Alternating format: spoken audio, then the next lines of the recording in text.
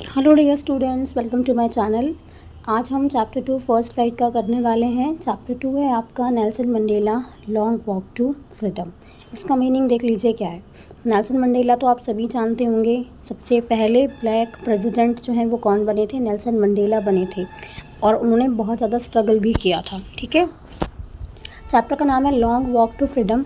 अब मैं आपको दो चीज़ें बताती हूँ। एक होता है ऑटोबायोग्राफी और एक होता है बायोग्राफी। ऑटोबायोग्राफी मतलब जब कोई पर्सन अपनी लाइफ के बारे में, अपनी एक्सपीरियंसेस के बारे में लिखता है तो उसको कहा जाता है ऑटोबायोग्राफी। बट अगर एट द सेम टाइम कोई पर्सन किसी और के बारे में लिख रहा है, उनकी लाइफ के बारे में, एक्सपीरियंसेस के बारे में लिख रहा है, तो उसको कहा जाता है बायोग्राफी। तो यहाँ पे नेल्सन मंडेला की ऑटोबायोग्राफी है जिसका नाम है लॉन्ग वॉक टू फ्रीडम। तो उसी में से एक थोड़ा सा छोटा सा पार्ट जो है वो यहाँ पे चैप्टर में आपका इंक्लूड किया गया है। Okay, long walk to freedom का मतलब क्या होता है? फ्रीडम मतलब होता है आज़ादी। लॉन्ग वॉक का मतलब है कि कितनी जर्नी उन्होंने करी, कैसे कैसे उन्होंने चीज़ों को कंप्लीट किया, कि उन्होंने स्ट्रगल किया इतना इस चीज़ के लिए। किस चीज़ के लिए था? मेन बात फ्रीडम के लिए। तो उन्होंने फ्रीडम के लिए जो पूरी जर्नी कंप्लीट करी है ना, वो यहाँ पे इन्होंने मेंशन किया है। ओके, तो थोड़ा सा मैं आपको ओवरव्यू बता देती हूँ। देखिए, इस चैप्टर में आपको ये बताया है अपार्थाइड पॉलिसी थी एक, जिसको अबॉलिश कर दिया गया है। तो इसमें अपार्थाइड में क्या होता था? लोगों को डिस्क्रिमिनेट किया जाता था, लोगों के साथ भेदभाव किया जाता था। किस चीज़ के बेसिस पे? उनके कलर के बेसिस पे। ओके, तो नेल्सन मंडेला ने इस चीज़ के अगेंस्ट में फ़ाइट किया, बहुत स्ट्रगल किया और फाइनली वो पहले ब्लैक प्रेसिडेंट जो हैं साउथ अफ्रीका के बन जाते हैं। कब? 1994 में, जब इलेक्शंस होते हैं वहाँ पे। और उसके बाद उन्होंने ये भी पूरा अच्छे से डिसीज़न लिया कि आने वाले टाइम में उस जगह पे कोई भी पर्सन किसी को ऐसे डिस्क्रिमिनेट नहीं करेगा। तो इनकी जो पूरी स्ट्रगल का पूरी एक स्टोरी है वो हम इसमें पढ़ने वाले हैं। ठीक है, चलिए स्टार्ट करते हैं। अपार्थाइड मैंने आपको बता दिया है। इसमें ये भी है कि नेल्सन मंडेला ने दूसरे लोगों के साथ में मिलकर, जिनका अपना अपना कंट्रीब्यूशन रहा होगा इस जर्नी में, उन्होंने कैसे कैसे काम किया कि आने वाले टाइम में कोई भी डिस्क्रिमिनेशन नहीं होगा। किस चीज़ के बेसिस पे? कलर के बेस पे, कास्ट के बेस पे, इवन जेंडर के बेस पे भी कोई डिस्क्रिमिनेशन नहीं होना चाहिए। ठीक है, चलिए स्टार्ट करते हैं इसको। यहाँ पे एक न्यूज़ हेडलाइंस जो है वो आपको दी गई है। देखिए, in this extract from his autobiography long walk to freedom Mandela speaks about a historic occasion. तो यहाँ पे मंडेला ने एक बहुत ही इंपॉर्टेंट ओकेजन के बारे में बताया है जिसका नाम इनॉग्रेशन यहाँ पे लिया गया है। मतलब कि किसी चीज़ की ओपनिंग सेरेमनी थी यहाँ पे, तो वही चीज़ बताएंगे कि क्या होने वाला था। और यहाँ पे एक न्यूज़ आर्टिकल दिया है, थोड़ा सा आपको है ना, न्यूज़ दी हुई है। यहाँ पे लिखा है Mandela become South Africa's first black president. तो यहाँ पे मतलब क्या है कि अब मंडेला क्या बन गए होंगे? अब वो प्रेसिडेंट बन गए होंगे। पहले वो भी ब्लैक पर्सन थे। Nelson Mandela has become South Africa's first black president after more than 3 centuries of white rule. आप लगा लीजिए 3 सेंचुरीज़ के बाद पहली बार ऐसा हुआ था कि कोई ब्लैक पर्सन पावर में आ गए थे। Mister Mandela's African National Congress party one 252 out of the 400 seats in the first democratic elections of South Africa's history. तो वहाँ टोटल सीट्स कितनी थी? 400। और मंडेला को कितने मिले थे वहाँ पे? 252 सीट्स। मतलब वो विनर हो जाते हैं वहाँ पे। इनाग्रेशन सेरेमनी कहाँ पे हुई थी? Union buildings amphi theatre in Pretoria today, attended by politicians and dignitaries from more than 140 countries around the world. आप लगा लीजिए कि 140 कंट्रीज़ के जो इंटरनेशनल लीडर्स थे वो भी इसके अंदर शामिल हुए सारे। और ये कहाँ पे जो सेरेमनी है कहाँ पे ऑर्गेनाइज की गई थी? Union buildings amphi theatre in Pretoria. Pretoria capital है आपकी साउथ अफ्रीका की। तो वहाँ पे एक एम्फी थिएटर आप मान लीजिए कि कोई ऐसी जगह जिसकी चारों तरफ से फेंसिंग हो, है ना, बड़ी बड़ी दीवारें हों उसमें, लेकिन ऊपर उसमें रूफ वाला पोर्शन नहीं रहता है, इसको एम्फी थिएटर कहा जाता है। तो वहाँ पे जो सेरेमनी है वो ऑर्गेनाइज की गई थी। और यहाँ पे एक स्टेटमेंट लिखा है, never never again will this beautiful land experience the operation of one by other, said Nelson Mandela in his address. तो जब वो पूरी ऑडियंस को एड्रेस करते हैं तो यहाँ पे उन्होंने एक लाइन बोली है कि आज के बाद कभी भी ऐसा नहीं होगा कि यहाँ साउथ अफ्रीका में कोई एक पर्सन दूसरे पर्सन को ओप्रेस्ड कर पाएगा, है ना, कि मतलब उसके साथ में डिस्क्रिमिनेशन कर पाएगा किसी भी तरह से।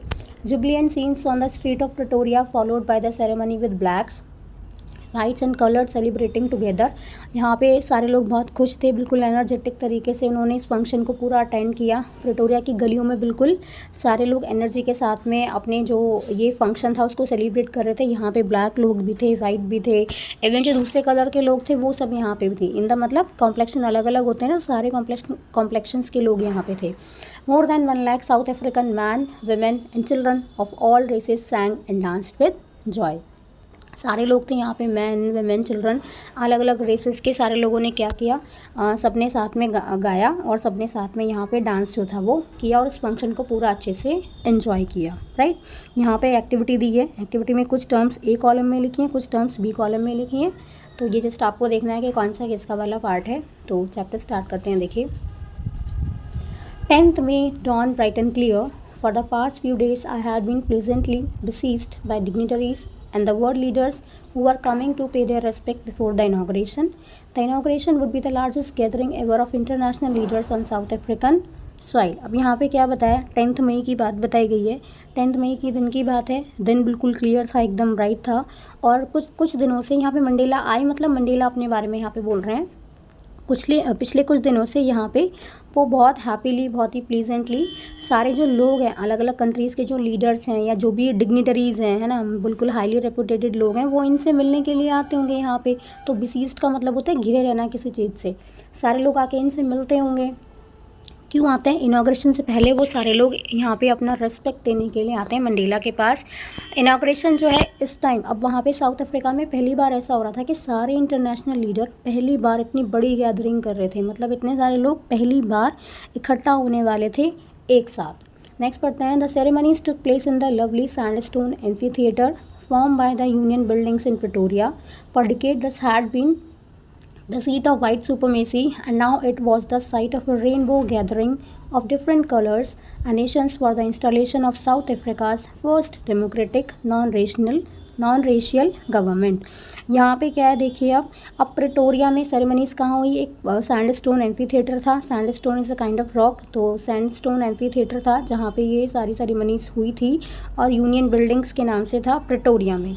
यहाँ पे बहुत टाइम से डिकेड्स निकलते गए यहाँ पे, और यहाँ पे अब तक किसका शासन था? यहाँ पे वाइट लोगों का शासन था। बट अब ऐसा लग रहा था कि अब यहाँ पे क्या होने वाला है, क्योंकि अब वो सारी जो रूल्स हैं, जो भी रेगुलेशंस हैं, वो सब बदल जाएंगे अब इनके प्रेसिडेंट बनने के बाद। तो यहाँ पे अलग अलग तरह के लोग, अलग अलग कलर के लोग, मतलब ब्लैक भी, वाइट भी, सारे कॉम्प्लेक्शंस के जो लोग हैं वो पहली बार इकट्ठा होने वाले थे और पहली बार ऐसी गवर्नमेंट बनने वाली थी जो डेमोक्रेटिक होने वाली थी और नॉन रेशियल गवर्नमेंट होने वाली थी। यहाँ पे जैसे रेनबो में अलग अलग कलर्स होते हैं ना और बहुत ब्यूटीफुल लगते हैं, तो इसी तरह से यहाँ पे सारे कॉम्प्लेक्शंस के लोग थे जो बहुत ही इन्जॉय करने वाले थे इस फंक्शन को, तो उनके बारे में यहाँ पे डिस्कशन किया गया है। आगे देखिए।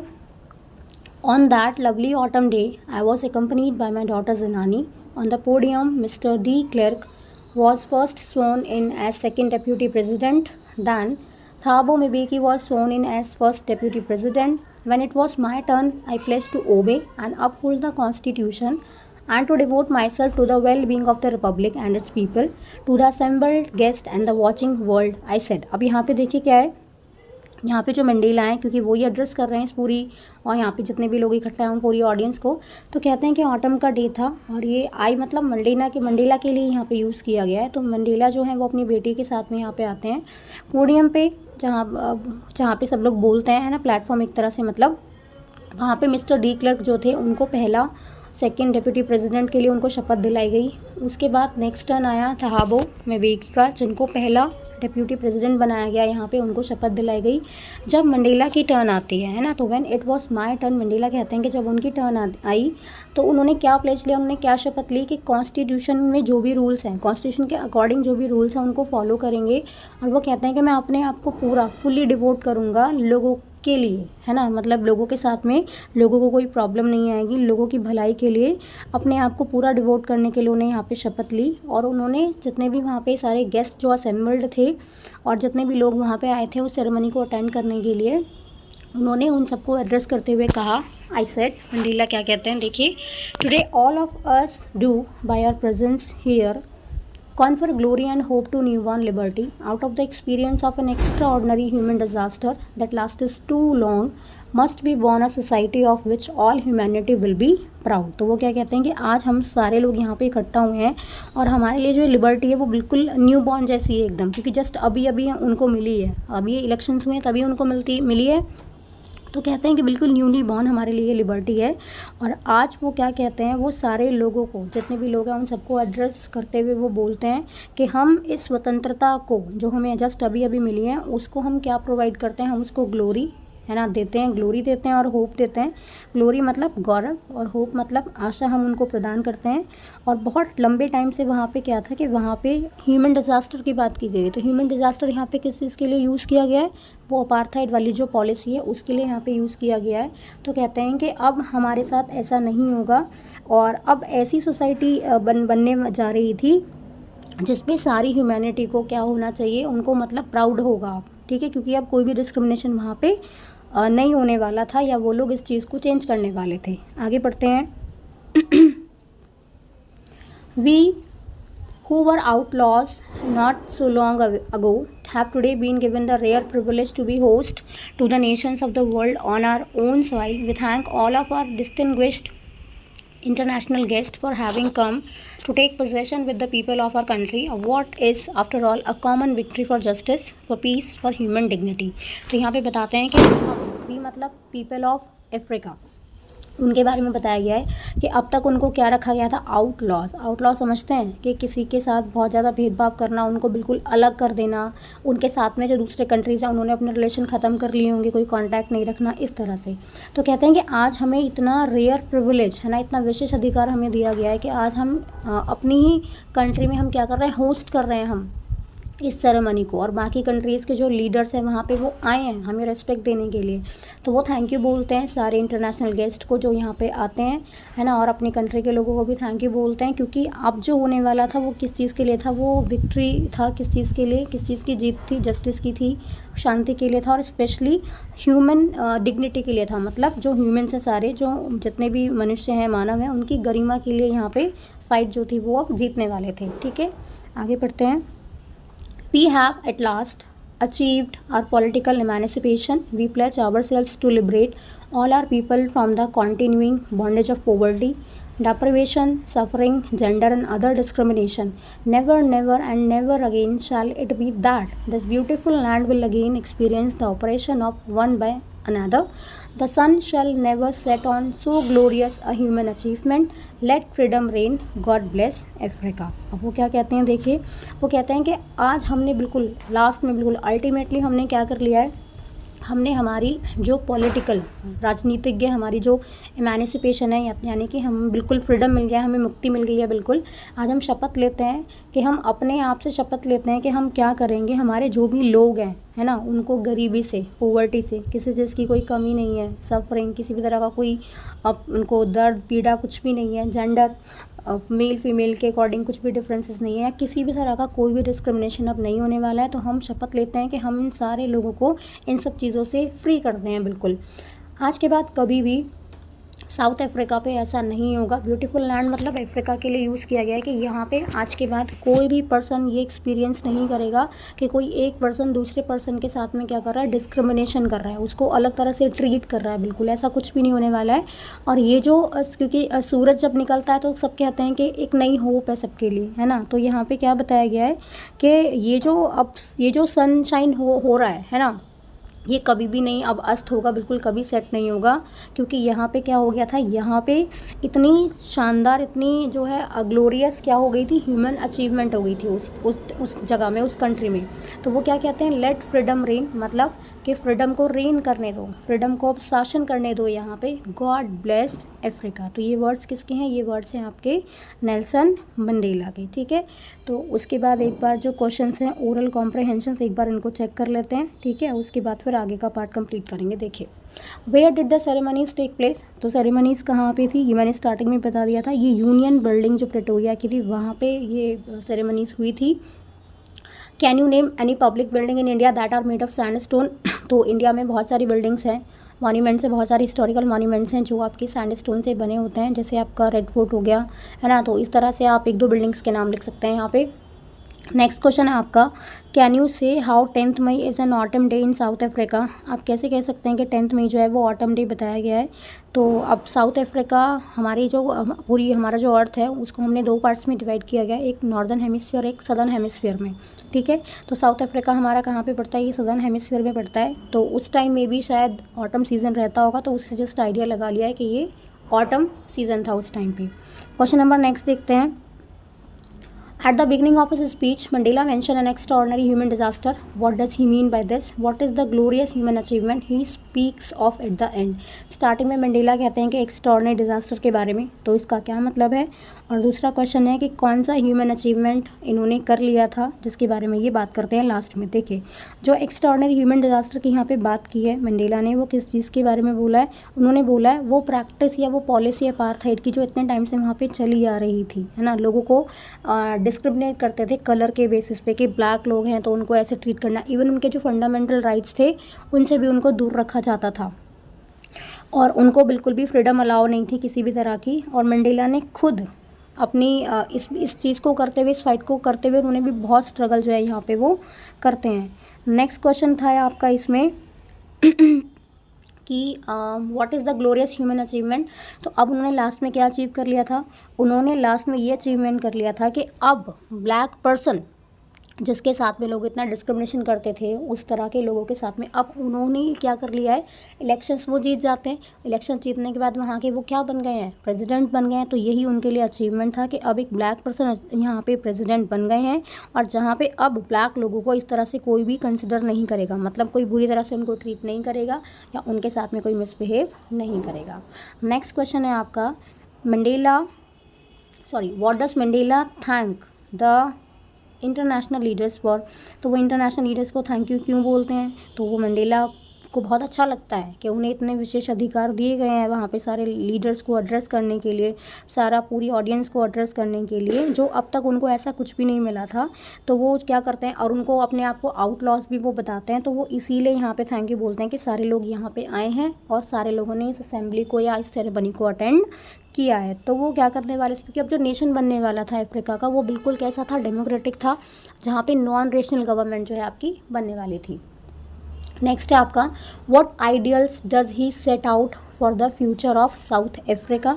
अब वो अफ्रीका के लिए कौन से आइडियल मतलब क्या क्या चीज़ें वो अब बताएंगे कि किस किस चीज़ की वजह से वो सेट करते हैं कि साउथ अफ्रीका का फ्यूचर जो है वो ऐसा होने वाला है। तो देखिए, अब नेल्सन मंडेला ने लास्ट में बोला था कि अफ्रीका के जो लोग हैं अब उनको गरीबी से बिल्कुल दूर रखेंगे, पॉवर्टी को अवॉइड करने ख़त्म करने की कोशिश करेंगे, किसी चीज़ की कोई कमी नहीं छोड़ेंगे, किसी को कोई सफरिंग है उसको दूर करने की कोशिश करेंगे। और वो ये कहते हैं कि अब हमारी सोसाइटी ऐसे होने वाली है जहाँ पे लोगों को जेंडर के बेसिस पे या रेशियल ऑरिजिन्स के बेसिस पे रेशियल डिस्क्रिमिनेशन कुछ भी यहाँ पे नहीं होगा आपका। ठीक है, तो यहाँ पे हमारे ओरल कॉम्प्रिहेंशंस कंप्लीट हुए, आगे चैप्टर स्टार्ट करते हैं। चलिए आगे चैप्टर कंप्लीट करते हैं, आगे रीड करते हैं। A few moments later we all lifted our eyes in awe as a spectacular array of South African jets, helicopters and troop carriers rode in perfect formation over the Union buildings. It was not only a display of pinpoint precision and military force, but a demonstration of the military's loyalty to democracy, to a new government that had been freely and fairly elected. Only moment before, the highest general of the South African Defence Force and police, their chests bedecked with ribbons and medals from days gone by, saluted me and pledged their loyalty. I was not unmindful of the fact that not so many years before they would not have saluted but arrested me. Finally, a chevron of Impala jets left a smoke trail of the black, red, green, blue and gold of the new South African flag. अब देखिए इसमें क्या बताया गया है। जब उन्होंने अपना ये सबको थैंक यू बोल दिया लीडर्स को, उसके बाद कुछ टाइम के बाद उन्होंने क्या किया, उन्होंने सबने अपनी आंखें ऊपर उठाई आसमान में देखने के लिए, क्योंकि जैसे हमारे यहाँ पे कोई नेशनल फेस्टिवल्स होते हैं, कभी रिपब्लिक डे पे या कभी इंडिपेंडेंस डे पे, तो आपने देखा है कि हमारे यहाँ पे जो भी सारे डिमॉन्स्ट्रेशन करते हैं ना, सब जेट्स वगैरह हमारे यहाँ के भी जो होते हैं कि अलग अलग ट्राई कलर का फॉर्मेशन कर दिया, इस तरह से अलग अलग एक्टिविटीज़ करते हैं। तो वैसे ही वहाँ पर हो रहा था। तो वहाँ पर जो साउथ अफ्रीका के जेट थे, हेलीकॉप्टर थे, या जो भी जो उनके वहाँ पे ट्रूप कैरियर्स थे उन्होंने अपना फॉर्मेशन जो था, अलग अलग डिमॉन्स्ट्रेशन जो था वो दिखाना वहाँ पे शुरू कर दिया, ठीक है। और बहुत ही प्रिसिशन के साथ में, मतलब बहुत ही अच्छा डिमॉन्स्ट्रेशन दिया, बिल्कुल एक्यूरेसी के साथ में। और यहाँ पे क्या होने वाला था, ये किस चीज़ का डिस्प्ले था, ये डिस्प्ले बिल्कुल पिन पॉइंट प्रिसिशन पे था, मिलिट्री फोर्स का था। बल्कि ये और क्या चीज़ें इन्वॉल्व थी इसमें, demonstration of the military's loyalty to democracy. यहाँ पे जो मिलिट्री थी उन्होंने अपनी लॉयल्टी को यहाँ पे बताया, किसके लिए, इस नई गवर्नमेंट के लिए, जो अब नई गवर्नमेंट यहाँ पे बनने वाली थी, जो बिल्कुल क्या थी आपकी, बिल्कुल फ्रीली और फेयरली जिसको इलेक्ट यहाँ पर किया गया था, राइट। उसके बाद कुछ देर के बाद वहाँ पे जो हाईएस्ट जनरल थे आपके साउथ अफ्रीका डिफेंस फोर्स के, पुलिस जो थे वहाँ पे वो आते हैं, तो उनकी जो यूनिफॉर्म होती है ना, उस पर बहुत सारे मेडल्स और सारी चीज़ें लगी होती है ना, तो पूरा लदा हुआ था। उनकी जो यूनिफॉर्म थी ना पूरी बेडेक्ड थी रिबन्स या मेडल से। उन्होंने आके नेल्सन मंडेला को सैल्यूट किया और अपनी लॉयल्टी के लिए प्लेज किया वहाँ पे। अब ये जो मंडेला थे इनको एक बात याद थी, है ना, मतलब ये बिल्कुल भी बेखबर नहीं थे इस चीज़ से कि कुछ टाइम पहले जो सारे ये मिलिट्री ऑफिशियल्स हैं या जो भी वहाँ पे हाई ऑफिशियल्स जो भी रहे होंगे, इन्होंने क्या किया होगा, मंडेला को अरेस्ट किया था। पहले सैल्यूट नहीं किया था उन्होंने, पहले उनको अरेस्ट कर लिया था। फाइनली वहाँ पे क्या हुआ, इम्पाला जेट्स जो है आपके, ये किसी भी नेशन का क्या है, मतलब प्राइड है, या है ना आप कह सकते हैं सिंबल है। तो इन्होंने क्या किया, इन्होंने अपना जो भी साउथ अफ्रीका का जो भी फ्लैग है उसमें जो भी कलर्स हैं, उन कलर्स को उन्होंने जो है अलग अलग ट्रेल्स वहाँ पे करना शुरू कर दिया। शेवरॉन का मतलब होता है वी पैटर्न बनाना एक तरह से। तो ये सारी एक्टिविटीज़ कहाँ पे हो रही हैं, डिमॉन्स्ट्रेशन कर रहे हैं कौन, इम्पाला जेट्स जो हैं आपके साउथ अफ्रीका के। The day was symbolize for me by the playing of our two national anthems and the vision of white singing Nkosi Sikelil Africa and black singing the stem, the old anthem of the republic। अब यहाँ पे ये जो day था ये किस चीज़ के लिए इम्पॉर्टेंट होने वाला था, यहाँ पे दो नेशनल एंथम जो थे उनको गाया गया। और एक सिंबल था ये किस चीज़ का, कि हाँ अब कोई भी डिस्क्रिमिनेशन नहीं होने वाला है यहाँ पे। तो दो नेशनल एंथम जो थे यहाँ पे प्ले हुए, कौन कौन सा, एक तो वाइट लोगों का अपना एंथम था खुद का, और जो ब्लैक लोग हैं उनका अपना खुद का एंथम था। Although that they neither group knew the lyrics of the anthem they once despised, they would soon know the words by heart। आप यहाँ पे दोनों जो आपके वाइट पीपल हैं, जो ब्लैक पीपल हैं, उनमें से कोई भी जो एक साइड थी, है ना, वो दूसरी साइड के एंथम के लिरिक्स भी नहीं जानते थे, है ना, कोई कुछ उनको पता नहीं था। और जबकि वो एक दूसरे को बिल्कुल पसंद भी नहीं करते थे उस टाइम पे, है ना, वाइट ब्लैक को पसंद नहीं कर रहे हैं, ब्लैक वाइट को पसंद नहीं कर रहे हैं। लेकिन जल्दी ही वो इस चीज़ को समझ लेंगे कि हाँ हम लोगों को साथ में रहना है ना। तो ये चीज़ें यहाँ पे थी। On the day of the inauguration, I was overwhelmed with a sense of history. In the first decade of the 20th century, a few years after the bitter Anglo-Boer War and before my own birth, the white-skinned people of South Africa patched up their differences and erected a system of racial domination against the dark-skinned peoples of their own land. The structure they created formed the basis of one of the harshest, most inhumane societies the world has ever known. Now in the last decade of the 20th century and my own 8th decade as a man, that system had been overturned forever and replaced by one that recognized the rights and freedom of all people regardless of the color of their skin। ठीक है, देखिए पढ़ते हैं। तो जब ये inauguration था उस दिन क्या था, ये जो मंडेला थे ना वो बहुत ज़्यादा ओवरवेल्म हो जाते हैं, है ना, बहुत ज़्यादा, मतलब बहुत इमोशनल हो जाते हैं कि आज जो भी हो रहा है ना उस चीज़ से वो बहुत ज़्यादा प्रभावित हो जाते हैं। First decade of the 20th century, जब फर्स्ट सेंचुरी चल रही थी तो वहाँ पे एंग्लो वॉर हुआ होगा, जिसके बाद या आप कह लीजिए कि उनके खुद के जन्म से पहले जो वहाँ पे साउथ अफ्रीका के जो लोग थे वो लोग क्या करते होंगे, वो जो वाइट पीपल थे वो क्या करते थे, वो लोगों को डिस्क्रिमिनेट करते थे। तो वो कह रहे हैं कि अब मैं ऐसा सिस्टम बनाऊंगा, है ना, ऐसा सिस्टम मैं खड़ा करूँगा अब कि जहाँ पे जो डार्क स्किन के लोग हैं उनके साथ में कोई भी रेशियल डिस्क्रिमिनेशन नहीं होगा, उनकी खुद की लैंड पे, मतलब उनकी खुद की कंट्री में। The structure they created form the basis of one of the harshest most inhumane societies the world has ever known. अब ये जो स्ट्रक्चर खड़ा करने वाले थे, है ना, जो उन्होंने अब किया है स्टार्ट, ये संसार में आप मान लीजिए पूरे वर्ल्ड में बहुत ज़्यादा हार्शेस्ट था, है ना, बहुत ही इनह्यूमेन था, क्योंकि बहुत ज़्यादा डिस्क्रिमिनेशन किया जाता था। उन्होंने अपना एक बेस जो था वो यहाँ पे तैयार कर लिया था।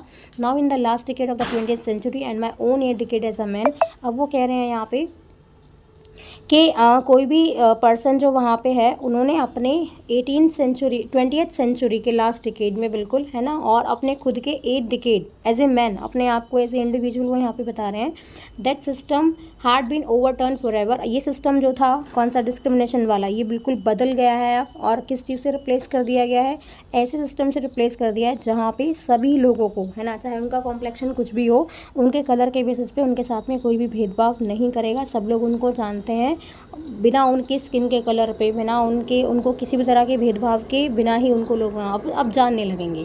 That day had come about through the unimaginable sacrifices of thousands of my people who suffering and courage can never be counted. अब यहाँ पे देखो क्या बताया उन्होंने, है ना। अब ये जो दिन था, कौन सा वाला दिन, के अब वो किस दिन को याद कर रहे हैं, है ना। वो क्या कहते हैं कि बहुत सारे जो लोग हैं उनके अपने खुद के, जो कंट्री के खुद लोग होंगे जिन्होंने दुनिया भर के अनइमेजिनेबल सेक्रीफाइसेस किए होंगे, वो उनके लिए अब बात कर रहे हैं कि ऐसे लोग जिनके अंदर बहुत करेज था, जिन्होंने बहुत कष्ट उठाए होंगे, उन्होंने जो कुछ भी किया उनको किसी ने काउंट नहीं किया। उनके जैसे ही बहुत सारे लोग ऐसे रहे होंगे ना जिन्होंने डिस्क्रिमिनेशन के अगेंस्ट में फ़ाइट किया होगा, तो उनका उन्होंने जो भी अपना अगेंस्ट फाइट किया इसके, उस चीज़ को किसी ने याद ही नहीं किया, किसी ने काउंट ही नहीं किया है। I felt that day I has have on so many other days. तो वो कहते हैं कि उस दिन को वो महसूस करते हैं कि जैसा उन्होंने बहुत सारे दिनों में भी किया था। वो किस चीज़ के लिए बोलते हैं, वो उन सारे लोगों को, जितने भी लोगों ने अभी पहले फ़ाइट किया होगा उनसे पहले, वो उन सबको क्या कर रहे हैं, क्रेडिट दे रहे हैं। किस चीज़ का, कि अब जो हमें फ्रीडम मिल पा रही है वो उनकी वजह से भी है। अगर वो लोग इस चीज़ को ट्राई नहीं करते, है ना, अपनी वॉइस को रेस नहीं करते, तो ये सब चीज़ें पॉसिबल नहीं होती।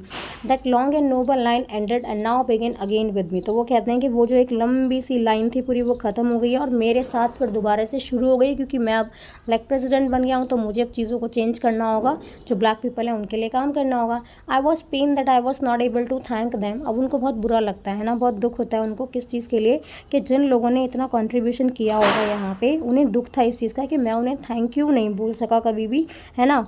और वो लोग जो हैं, and that they were not able to see what their sacrifices had wrought. और उनको ये भी, इस चीज़ का भी बुरा लग रहा था कि अब उनके सेक्रीफाइसेस की वजह से जो चीज़ें चेंज हुई हैं वो उनको भी नहीं देख पाए थे, है ना, क्योंकि वो अब है ही नहीं, तो उनको देख ही नहीं पाए हैं वो। अब जो है आगे पढ़ते हैं। The policy of apartheid created a deep and lasting wound in my country and my people. अब ये जो रेशियल डिस्क्रिमिनेशन वाली पॉलिसी थी, इसने क्या किया था साउथ अफ्रीका पे, या वहाँ के जो लोग थे उनके अंदर बहुत ज़्यादा गहरा, है ना, मतलब आप मान लीजिए कि बहुत गहरा घाव उनके ऊपर था, लोगों के ऊपर, कंट्री के ऊपर। All of us will spend many year if not generations recovering from that profound hurt. और इनको मतलब बहुत टाइम लग जाएगा इस चीज़ से बाहर निकलने के लिए, है ना। जब हम किसी मेंटल शॉक में हो जाते हैं या कुछ भी, हमें कोई प्रॉब्लम हो जाती है, बहुत ज़्यादा मेंटली कोई ज़्यादा परेशानी हो जाती है, तो हम उस चीज़ से निकलने के लिए बहुत टाइम लगा देते हैं। तो यहाँ पे इनके साथ में था ये नेल्सन मंडेला, सेम बिल्कुल बात यहीं पे बोल रहे हैं। But the decade of operation and brutality had another unintended effect, and that was that it produced the Oliver Tambos, the Walter Sisulus, the Chief Luthulis, the Yusuf Dadoos, the Abraham Fischers, the Robert Sobukwes of a time, man of such extraordinary, ये सारे नाम दिए जो मैंने आपको बोले हैं, extraordinary courage, wisdom and generosity that their like may never be known again, है ना। तो यहाँ पे जितने भी मैंने आपको नाम बताए हैं अभी सारे के सारे, है ना, ब्रायन फिशर्स हो गए हैं, आपके रॉबर्ट सॉबक्वेज हो गए हैं, इन्होंने, ये बहुत सारे लोग वही रहे होंगे जिन्होंने इस फील्ड में काम किया होगा, मतलब स्ट्रगल किया होगा इस चीज़ के अगेंस्ट में, है ना। और इन लोगों ने जो भी किया उनको हम दोबारा नहीं जान सकते हैं कभी भी ऐसे, उन्होंने अपना काम किया। Perhaps it require such depth of operation to create such height of character. और इस लेवल तक पहुंचने के लिए, है ना, इस पर्सनालिटी को बनाने के लिए, इतनी हाइट तक जाने के लिए, और हमें बहुत सारी चीज़ों को सेक्रीफाइसेस करना पड़ता है। My country is rich in the mineral and gem that lie beneath its soil. अब वो कहते हैं कि मेरी कंट्री में बहुत सारे जेम्स मिलते हैं, बहुत सारे मिनरल्स मिलते हैं, जिनको एक्सट्रैक्ट करके निकाला जाता है, माइनिंग करके निकाला जाता है। But I have always known that it's greatest wealth is it's people. लेकिन नेल्सन मंडेला ने बहुत ही इंपॉर्टेंट बात की है कि वो कहते हैं कि हमेशा से वो ये जानते हैं, या उनका मानना है कि किसी भी कंट्री के लिए सबसे बड़ी संपत्ति कौन होते हैं, सबसे बड़ी वेल्थ क्या होती है, वहाँ के लोग। Finer and truer than the purest diamond, जो बिल्कुल हीरे से भी ज़्यादा, आप मान लीजिए कि जो प्योर डायमंड है ना, बिल्कुल उससे भी ज़्यादा फाइनर और ट्रूअर पर्सन जो है वो होते हैं कौन, कंट्री के people. It is from these comrade in the struggle that I learn the meaning of courage. अब ये जो वो बोल रहे हैं कि जो भी उनके साथ में जो भी और मेंबर्स रहे होंगे जिन्होंने इस फाइट में उनका साथ दिया होगा, तो नेल्सन मंडेला कहते हैं कि उनसे उन्होंने काफ़ी कुछ सीखा है ना। उन्होंने क्या सीखा है कि साहस का क्या मतलब होता है, करेज का क्या मतलब होता है। Time and again I have scene main and women risk and give their life for an idea. वो कहते हैं कि उन्होंने वुमेन्स को या मेन को टाइम टाइम पर जो है अपने लिए मतलब रिस्क लेते हुए देखा होगा, ओके, किसी भी आइडिया के लिए। I have seen man stand up to attack and torture without breaking, showing a strength and resilience that defies the imagination. I learned that courage was not the absence of fear, but the trump over it. The brave man is not he who does not feel afraid, but he who conquers that fear. तो और क्या बताते हैं कि लोगों ने sacrifices दिए हैं, तो उन्होंने वो सारी चीज़ें देखी हैं, लोग कैसे रिस्क लेते हैं और कैसे स्ट्रेंथ मतलब बहुत स्ट्रॉन्ग तरीके से सारी चीज़ों को सफ़र करते रहते हैं, और कितना रेजिलियंस है उनमें, कितना स्ट्रेंथ होता है उनमें, वो बिल्कुल सोच भी नहीं सकते हैं। और वो कहते हैं कि करेज का मतलब है ना, क्योंकि करेज का मतलब वो बता रहे हैं हम, तो वो कहते हैं कि करेज का मतलब ये नहीं है कि किसी को डर नहीं लगता, बल्कि करेज का मतलब ये होता है जब हम अपने फियर पे क्या कर लेते हैं, ओवरकम कर लेते हैं, है ना, हम जीत लेते हैं। ब्रेव इंसान कोई या ब्रेव मैन वो नहीं होता है जो उसको डर नहीं लगता है। ब्रेव मैन कौन होता है? ब्रेव मैन उसको कहा जाता है जो अपने डर पर काबू कर लेता है या अपने डर पर बिल्कुल विक्ट्री हासिल कर लेता है। No one is born hating another person because of the colour of his skin or his background or his religion. कोई भी व्यक्ति या कोई भी पर्सन जो है उसको उसकी स्किन के बेस पे, है ना, या उसके जेंडर के बेसिस पे या कलर के बेसिस पे, किसी भी तरह से उसके बैकग्राउंड के बेसिस पे, इवन रिलीजन के बेसिस पे नफ़रत करने के लिए नहीं पैदा होता है ना। किसी का भी जन्म होता है तो ये नहीं है कि हाँ बचपन में किसी का जन्म इस फैमिली में हुआ है तो नहीं हमें उससे नफरत करनी है, ऐसा कुछ भी नहीं होता है। People must learn to hate and if they can learn to hate they can be taught to love, for love comes more natural to the human heart than its opposite. तो उन्होंने एक और स्टेटमेंट कहा है यहाँ पे कि लोगों को जो है हम हेट करना सीख जाते हैं लोग बहुत ही आसानी से, और अगर वो हेट करना सीख सकते हैं तो सिंपल सी बात है कि वो प्यार करना भी सीख सकते हैं, क्योंकि जो लव वाली जो फीलिंग है वो नेचुरली आ जाती है लोगों में, नेचुरली बिल्कुल ह्यूमन हार्ट की एक फीलिंग है, ठीक है। Even in the grimmest time in present when my comrade and I were pushed to our limits I would see a glimmer of humanity in one of the guards, perhaps just for a second, but it was enough to reassure me and keep me going. Men's goodness is a flame that can be hidden but never extinguish. अब देखते हैं इसमें आगे क्या है, क्योंकि उन्होंने कहा है कि जो प्रेम जो लव वाली फीलिंग है ना उसको, क्योंकि वो नेचुरली रहती है, तो अगर कोई इंसान हेट करना सीख सकता है तो वो प्यार करना भी सीख सकता है। अब इन्होंने यहाँ पे एक एग्जाम्पल दिया है, कैसे बताया देखिए, कि जब वो जेल में थे तो वहाँ पे बिल्कुल जब उनका बहुत ख़राब टाइम चल रहा था, उनको और उनके साथ जो भी कॉमरेड्स थे उनके साथ उनको बहुत टॉर्चर किया जाता था वहाँ पे। तो वहाँ पे एक गार्ड थे, है ना, और वो गार्ड जो थे वो काफ़ी अच्छे थे। तो कहते हैं कि ह्यूमन नेचर कैसे रहता है ना, कैसे बदलता है, लव का और हेट का जो डिफरेंस है वो आप बता रहे हैं यहाँ पे, कि वहाँ पे एक गार्ड थे और वो काफ़ी अच्छे थे, है ना, और वो मतलब उनको रीअश्योर करते थे। वो क्या कहना चाहते थे मतलब उनसे कि आप चलते रहिए, जिस फाइट के लिए आप काम कर रहे हैं आप उसी रास्ते पे आप चलते रहिए। और यहाँ से उनको समझ में आया, क्योंकि वो तो ऑपोजिट थे वैसे तो, है ना, जब उनको जेल में था तो उनको उनका अगेंस्ट होना चाहिए, लेकिन वो ह्यूमन नेचर थे, उनको समझ में होगा कि क्या सही है और क्या गलत है। तो वो यहाँ पे एक और चीज़ बता देते हैं कि जो ह्यूमन नेचर होता है, हमारी जो अच्छाई होती है उसको आप ये मान लीजिए कि वो एक फ्लेम है ना। हमारी जो गुडनेस होती है वो क्या है, एक फ्लेम होती है जिसको हम छिपा तो सकते हैं लेकिन हम उसे कभी भी बुझा नहीं सकते। एक्सटिंग्विश का मतलब होता है किसी चीज़ को बुझा देना, राइट। तो एक बार इसके जो क्वेश्चंस है वो हम कर लेते हैं। देखिए, ओरल कॉम्प्रिहेंशंस। क्वेश्चन है आपका, what do the military generals do. Military generals ने क्या किया था। तो देखिए, मिलिट्री जनरल्स जो थे साउथ अफ्रीका के, उन्होंने सल्यूट किया मंडेला को और प्लेज किया अपनी लॉयल्टी के लिए, है ना, क्योंकि अपार्थाइड तो था नहीं अब। How has their attitude change and why. उनका एटीट्यूड क्यों बदल गया। उनका एटीट्यूड इसलिए बदल गया क्योंकि जो स्ट्रगल, जो सेक्रीफाइसेस मंडेला ने किया, साउथ अफ्रीका के जो बाकी के मेम्बर्स रहे होंगे उन्होंने किया होगा, उसकी वजह से उनका एटीट्यूड बदल गया। और अब जो वहाँ पे कंट्री था, वहाँ पे जो नेशन था वो कैसा था, बिल्कुल फ्री था। किस चीज़ से, रेशियल डिस्क्रिमिनेशन से, क्योंकि लोगों ने स्ट्रगल करके अपार्थाइड को बिल्कुल ख़त्म कर लिया था वहाँ पे। और उनका ऐसा मानना था नेल्सन मंडेला का कि अगर कोई इंसान, क्योंकि लव नेचुरली रहता है, तो अगर कोई इंसान नफरत करना सीख सकता है तो वो प्यार करना भी डेफिनेटली सीख सकता है ना, लोगों के साथ मिलके हारमोनी में रहना सीख सकता है। नेक्स्ट क्वेश्चन है आपका, why were the two national anthems sung. दो नेशनल एंथम क्यों गाए गए थे। अब उस शुभ टाइम पे, उस ऑस्पिशियस टाइम पे क्या था, इनॉग्रेशन था, वहाँ पे ओपनिंग सेरेमनी थी, तो दो नेशनल एंथम गाए गए। किस किस ने गाया, एक तो वाइट लोगों का था अपना और एक ब्लैक लोगों का था। तो वहाँ पे इक्वलिटी को बताने के लिए तो ये सिंबल दोनों गाए गए हैं कि आप में से कोई भी अलग नहीं है, पूरी कंट्री जो पूरा नेशन जो है वो एक साथ है। तो इक्वलिटी को शो करने के लिए यहाँ पे दोनों एंथम जो है उनको गाया गया था। Third question is how does Mandela describe the system of government in his country. तो मंडेला ने अपनी गवर्नमेंट का सिस्टम कैसे कैसे बताया है फर्स्ट डिकेड में, राइट। फाइनल डिकेड में 20th सेंचुरी के तो देख लेते हैं। फर्स्ट डिकेड में क्या था, फर्स्ट डिकेड में जो वाइट सुपरमेसी थी वो ज़्यादा थी, मतलब लोग रेशियल डिस्क्रिमिनेशन काफ़ी ज़्यादा करते थे ब्लैक के अगेंस्ट में, और बहुत ज़्यादा उस टाइम की सोसाइटी थी ना वो बहुत ज़्यादा इनह्यूमेन हो गई थी उस टाइम पे, है ना। आज तक कभी ऐसा नहीं हुआ था। और फाइनल डिकेड की अगर बात करें 20th सेंचुरी की, तो उसमें देख लीजिए क्या चेंजेस हैं। प्रीवियस सिस्टम यानी कि जो पुराना सिस्टम चल रहा था वो बदल गया। क्यों बदल गया, क्योंकि अब जो पावर में है वो कौन आ गए हैं, ब्लैक प्रेसिडेंट आ गए हैं, नेल्सन मंडेला आ गए हैं, और उन्होंने उस पुराने वाले सिस्टम को रिप्लेस कर दिया है। जिससे पहले लोग जानते थे वाइट सुपरमेसी में कि लोगों के साथ भेदभाव किया जाता है, वैसा कुछ भी नहीं था। लोगों को फ्रीडम मिल गई थी और बिना किसी मतलब उनके साथ में किसी भी तरह का डिस्क्रिमिनेशन अब हम नहीं कर सकते थे, ना ही कलर के बेस पे, है ना, स्किन कलर कास्ट किसी भी चीज़ में हम डिस्क्रिमिनेशन नहीं कर सकते थे।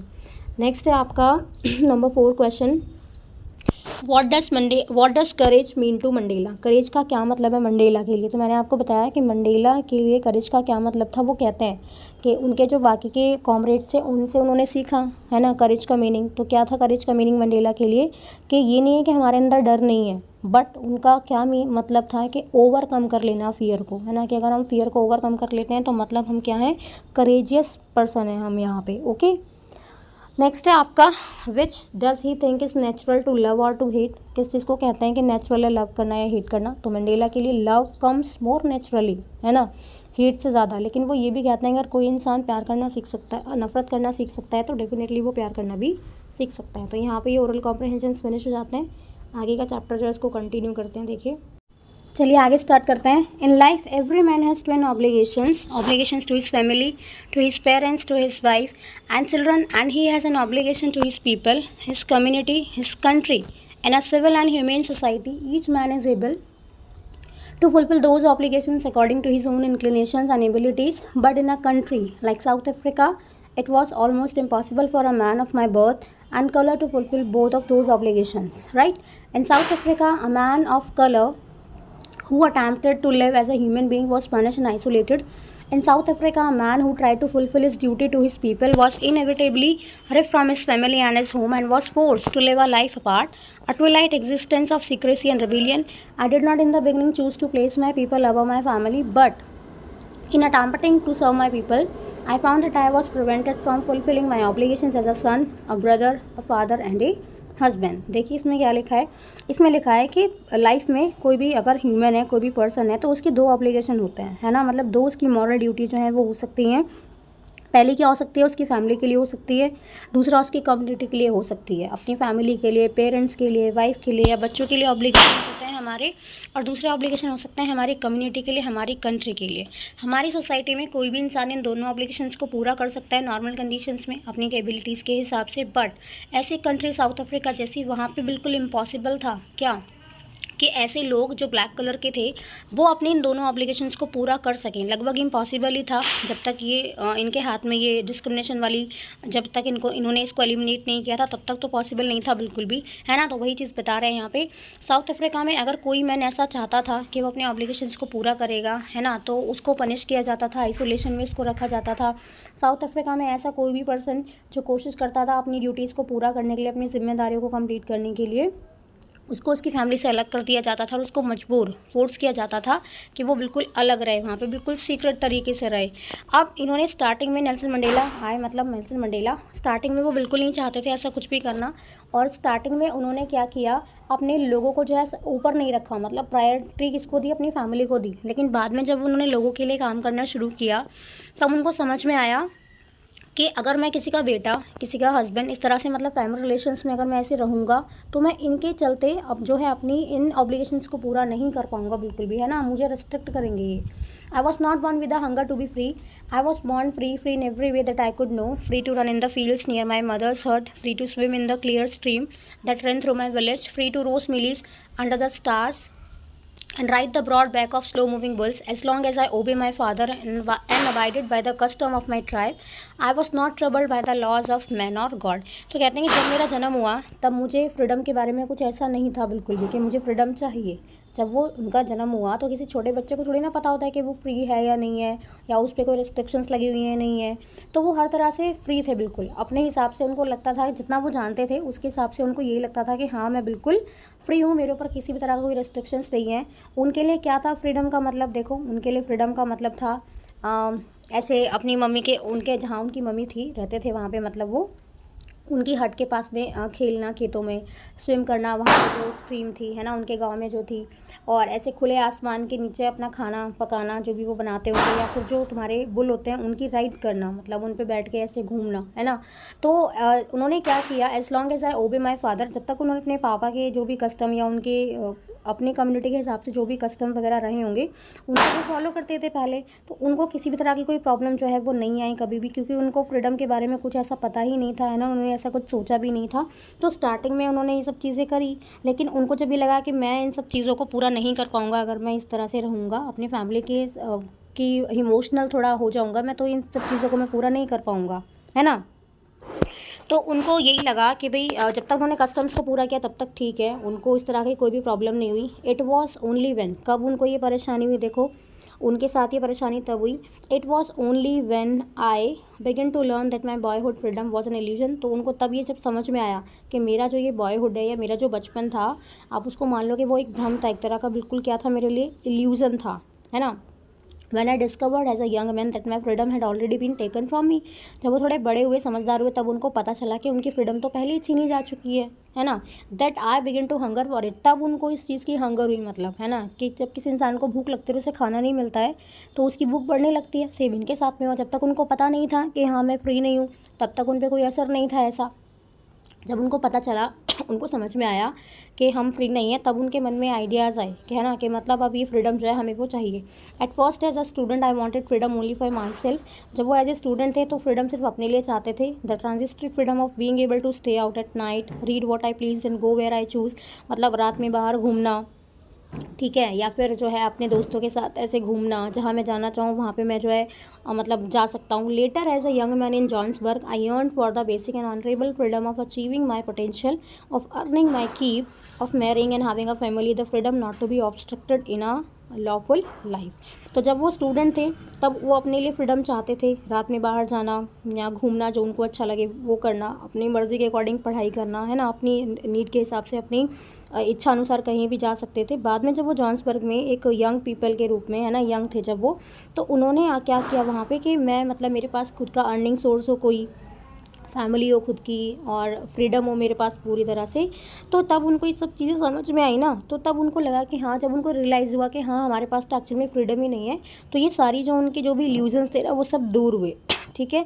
और उसके बाद the freedom not to be obstructed in a lawful life, तो वो क्या चाहते थे, ऐसी स्वतंत्रता चाहते थे जो उनकी लाइफ में किसी भी तरह का ऑब्स्ट्रक्शन जो है उसको क्रिएट ना करे। But then I slowly saw that not only was I not free but my brother and sister were not free. I saw that it was not just my freedom that was curtailed, but the freedom of everyone who looked like I did. That is when I joined the African National Congress, and that is when the hunger for my own freedom became the greater hunger for the freedom of my people। ठीक है, तो उन्होंने क्या किया, वो कहते हैं कि जब धीरे धीरे उनको समझ में आया, उन्होंने धीरे धीरे सीख मतलब देखा समझा कि मैं मतलब मैं ही नहीं हूँ जिसकी फ्रीडम नहीं है, बल्कि मेरे जैसे दिखने वाले जो भी और ब्रदर सिस्टर मतलब उसी कंट्री के जो भी लोग थे नेल्सन मंडेला के, उनकी कंट्री के, तो उनको तब समझ में आया कि वो लोग भी फ्री नहीं है। उन्होंने देखा कि मेरी फ्रीडम की बात नहीं थी जिसको कम किया गया था, कर्टेल मतलब रिड्यूस कर देना, कम कर देना, बल्कि उन सब फ्रीडम की सब लोगों की फ्रीडम के बारे में बात थी जो उनके जैसे दिखाई देते थे। जब उन्होंने कब पता चला, जब उन्होंने अफ्रीकन नेशनल कांग्रेस को ज्वाइन किया है ना, तब वहाँ पे उनके लिए उनके मन में फ्रीडम को लेकर अलग अलग थॉट्स आए है ना उन्होंने अपनी फ्रीडम को पाने के लिए कि मतलब अब हमें फ्रीडम चाहिए, तो उनकी जो एक हंगर थी ना वो डे बाय डे क्या हो रही थी, बढ़ रही थी। अपने लोगों को आज़ाद कराने की जो उनके अंदर हंगर थी वो बढ़ती जा रही थी। It was this desire for the freedom of my people to live their lives with dignity and self respect that animated my life, that transform a frightened young man into a bold one, that drove a law abiding attorney to become a criminal, that turned a family loving husband into a man without a home, that forced a life loving man to live like a monk, I am no more virtuous or self-sacrificing than the next man, but I found that I could not even enjoy the poor and limited freedom I was allowed when I knew my people were not free. Freedom is indivisible. The chains on any one of my people were the chains on all of them, and the chains on all of my people were the chains on me. तो वो क्या कहते हैं, वो कहते हैं कि तो उनको ये सब चीज़ें बाद में समझ में आई, तो उनके मन में ये डिज़ायर थी उनकी, किस चीज़ की, फ्रीडम की डिज़ायर थी कि अपने लोगों को मैं कैसे भी करके फ्री कराऊँ बिल्कुल भी, और जितने भी लोग अब जो लोग होंगे वो बिल्कुल डिग्निटी के साथ में, सेल्फ रेस्पेक्ट के साथ में अपने लाइफ को आगे कंटिन्यू करेंगे, अपनी लाइफ को आगे जो है वो स्टार्ट करेंगे। काफ़ी सारे चेंजेस हुए उनके लाइफ में, है ना, पूरी लाइफ को उन मतलब बहुत चेंजेस हुए वहाँ पे, कि वहाँ पे जो एक फ्राइटेंड यंग मैन था वो बोल्ड हो जाता है बहुत ज़्यादा। एक अटॉर्नी जो है, जो हमेशा रूल्स को फॉलो करता था, वो क्रिमिनल बन जाता है। एक फैमिली लविंग हस्बैंड जो था वो ऐसा इंसान बन गया जिसके पास अपना खुद का घर नहीं है। मजबूर कर दिया उसको कि उसको जो है एक साधु जैसे, बिल्कुल मॉन्क जैसे अपनी लाइफ को स्पेंड करना है, ठीक है। तो वो आगे क्या बताते हैं, और मतलब ये सारे चेंजेस वो बता रहे हैं वहाँ पे, कि सारे चेंजेस उनके यहाँ पे आए हैं। और वो बोलते हैं कि जो और लोग थे उनके साथ में, है ना, सेक्रीफाइसेस मैं उनके जैसा तो बिल्कुल नहीं हो सकता हूँ बिल्कुल, लेकिन वो कहते हैं but I found that I could not even enjoy the poor and limited freedom I was allowed when I knew my people were not free. तो कहते हैं कि मैं ऐसी फ्रीडम भी नहीं चाहता हूँ बिल्कुल कि जो मेरे बाकी के जो मेरे जो लोग हैं मेरे जैसे, उनको ना मिले, है ना, मतलब मुझे बिल्कुल भी अच्छा नहीं लग रहा है इस तरह की फ्रीडम को बिल्कुल भी रखना अपने पास में। तो वो कहते हैं I was allowed when I knew my people were not free. तो वो कहते हैं फ्रीडम जो है वो क्या होती है, इनडिविजिबल होती है। और वहाँ पे वो उन्होंने एक और स्टेटमेंट बोली है कि अगर रेस्ट्रिक्शंस, चेंज से मतलब है यहाँ पे रेस्ट्रिक्शंस, कि अगर रेस्ट्रिक्शंस है उनके लोगों पे, कंट्री के और लोगों पे, तो वो मतलब है एक के ऊपर अगर चेन है तो मतलब सबके ऊपर रेस्ट्रिक्शंस ही है ना वो। और वो कहते हैं अगर सबके ऊपर रेस्ट्रिक्शंस है तो सिंपल सी बात है कि वो रेस्ट्रिक्शंस मेरे लिए भी है ना। तो ये सारे चेंजेस वो बता रहे हैं कि वो किस तरह से उनके मन में ये थॉट आया कि हाँ फ्रीडम जो है वो अब हमें मिलनी चाहिए, या फ्रीडम के लिए हमें फ़ाइट करना चाहिए। I knew that the oppressor must be liberated just as surely as the oppressed. तो वो जानते थे, है ना, ऑपरेसर मतलब जो ऑपरेसर होते हैं, मतलब कि जो अत्याचार करने वाले लोग हैं, उनको भी हमें आज़ाद करना पड़ेगा जैसे वो ऑपरेसर है ना, ऑपरेस्ड और ऑपरेसर दोनों को लिबरेट करना ज़रूरी है। A man who take away another man's freedom is a prisoner of hatred. ऐसा कोई भी इंसान जो दूसरों की फ्रीडम को रोकने की कोशिश करता है, दूसरों की फ्रीडम छीनने की कोशिश करता है, खुद भी कौन होता है, वो प्रिजनर है, मतलब कैदी है किस चीज़ का, नफरत का। He is lock behind the bar, है ना, he is lock behind the bar prejudice and narrow mindness. तो वो क्या होता है, उसकी जो सोच होती है वो कैसी है, बहुत छोटी, मतलब है ना, नैरो माइंडनेस है बिल्कुल उसके अंदर। और वो क्या काम करता है, बिल्कुल आप ये लगा लीजिए, प्रेजुडिस का मतलब होता है strong dislike without any good reason, किसी को पसंद नहीं करना, कोई भी ऐसा रीज़न भी नहीं है फिर भी, है ना, मतलब पक्षपात वाली इस तरह से कोई बात इस तरह से करना। आई am not truly free if I am taking away someone else freedom. वो कहते हैं कि मैं बिल्कुल भी फ्री नहीं हूँ और मैं बिल्कुल भी आज़ाद नहीं हूँ अगर मैं किसी दूसरे इंसान की फ्रीडम को छीनता हूँ। Just as surely as I am not free when my freedom is taken from me, है ना। वो कहते हैं कि मैं किसी की फ्रीडम जो है अगर छीनता हूँ तो मैं एक्चुअल में, उसका मीनिंग क्या है कि मैं एक्चुअल में फ्री नहीं हूँ। उसी तरह से वो कहते हैं कि जैसे उनसे उनकी आज़ादी छीन ली जाए, है ना, तो कितना ख़राब लगता है हमें। तो वो कहते हैं मैं बिल्कुल फ्री नहीं हूँ, अगर कोई और फ्री नहीं है तो मतलब मैं भी फ्री नहीं हूँ बिल्कुल भी, ओके। और अच्छा नहीं लगता है हमें किसी के फ्रीडम को ऐसे रोकना। The oppressed and the oppressor alike are robbed of their humanity. तो वो कहते हैं कि ऑपरेसर, अत्याचार करने वाला और अत्याचार सहने वाला दोनों, है ना, दोनों में क्या है, दोनों में ह्यूमैनिटी अब है ही नहीं, इसीलिए वो दोनों क्या करते हैं, एक दूसरे का मतलब अपोज नहीं करते हैं। ऑपरेशन करना नहीं रोकता है ना, अत्याचार करना नहीं रोकता है, और जो सहने वाला इंसान होता है वो भी इस चीज़ के अगेंस्ट में कभी अपनी आवाज़ को नहीं उठाता है, ठीक है। तो यहाँ पर हमारा चैप्टर कंप्लीट हुआ है। एक बार इसके ओरल कॉम्प्रिहेंशंस चेक कर लेते हैं, देखिए, ठीक है। तो पहला क्वेश्चन है आपका यहाँ पे फर्स्ट क्वेश्चन है आपका यहाँ पे ट्विन ऑब्लिगेशंस के बारे में। What twin obligations does Mandela mention. तो दो ऑब्लिगेशंस कौन से बताए हैं उन्होंने। तो मंडेला यहाँ पे पहला ऑब्लिगेशंस क्या बताते हैं, अपनी कंट्री के लिए आप कह सकते हैं, है ना, अपनी कंट्री के लिए है उनका ऑब्लिगेशंस, या आप कह लीजिए कि पहला पेरेंट्स के लिए और फैमिलीज़ के लिए ऑब्लिगेशंस, वाइफ चिल्ड्रन के लिए, दूसरा ऑब्लिगेशन उनकी पीपल के लिए, उनकी कंट्री के लिए, उनकी कम्युनिटी के लिए यहाँ पे, ओके। नेक्स्ट है what did being free mean to Mandela as a boy and a student. जब वो बॉय थे या स्टूडेंट थे तो उनके लिए फ्रीडम क्या थी। जैसे बाकी बच्चों में होता है, मंडेला के लिए फ्रीडम का क्या मतलब था? खुशी खुशी सारे में घूमना, कहीं भी आ जाना, आ सकते थे वो बिल्कुल, कोई रेस्ट्रिक्शंस नहीं थी उनमें बिल्कुल भी, है ना। लेकिन बाद में क्या हुआ उनके साथ में, बाद में तो काफ़ी सारे चेंजेस हो गए, उनके लिए फ्रीडम का मतलब जो था वो बिल्कुल बदल गया। नेक्स्ट क्वेश्चन है, how does he contrast this transitory freedom with the basic and honourable freedom. तो दोनों तरह की जो फ्रीडम्स हैं उन्होंने उसमें क्या चेंजेस बताए हैं वो एक बार देख लीजिए आप। ठीक है, तो उनके लिए चीज़ें काफ़ी बदल जाती हैं जब वो थोड़े बड़े हो जाते हैं, तो उनको समझ में आता है कि उनकी जो फ्रीडम है वो तो पहले से ही छीन ली गई है, फ्रीडम नहीं है उनके पास बिल्कुल भी। और उनको बहुत ख़राब लगता था कि अगर मेरे मतलब बाकी के लोगों के पास फ्रीडम नहीं है तो मतलब मेरे पास भी फ्रीडम नहीं है। रिस्ट्रिक्शंस अगर एक पे है तो मतलब बाकी लोगों पे भी रिस्ट्रिक्शंस है। जब वो एडल्ट हुए थोड़े से, है ना, तो उनको लगता था कि बस अच्छे से हमारे पास अर्निंग सोर्स हो, हमारी खुद की फैमिली हो, है ना, नॉर्मल अच्छे तरीके से अपनी फैमिली के साथ में रह सकें। बट ये सारी चीज़ें बिल्कुल अलग हो जाती हैं लास्ट में। लास्ट क्वेश्चन है, does Mandela think the oppressor is free, why or why not. क्या मंडेला को लगता है कि ऑपरेसर जो होता है वो फ्री होता है, क्यों और क्यों नहीं, दोनों में आंसर देना है। तो मंडेला के हिसाब से जो ऑपरेसर है वो फ्री है। ठीक है, लगता नहीं है, सॉरी उनको, है ना, ये लास्ट में लिखा हुआ है, सॉरी, लास्ट में उनको लगता है कि ऑपरेसर जो होता है आपका वो फ्री नहीं है, क्योंकि उनके अकॉर्डिंग जो अप्रेजर है ना वो मतलब नफ़रत का विक्टिम है एक तरह से। ठीक है, जिसके अंदर क्या है, बहुत ज़्यादा नैरो माइंडनेस है, बहुत ज़्यादा।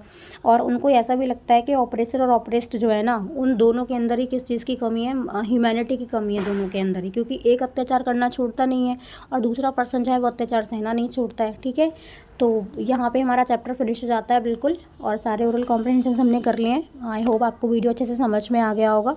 मिलते हैं नेक्स्ट वीडियो में। Thank you and happy Diwali.